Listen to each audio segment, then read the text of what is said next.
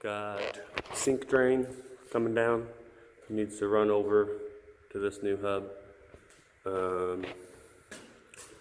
Laundry drain needs to come into here.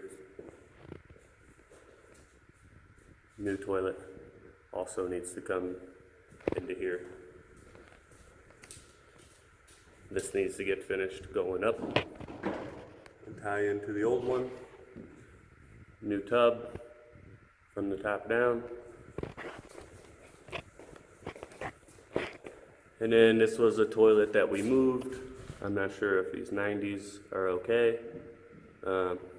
If not, I guess this whole hub needs to be cut off, rotated, and then put back together.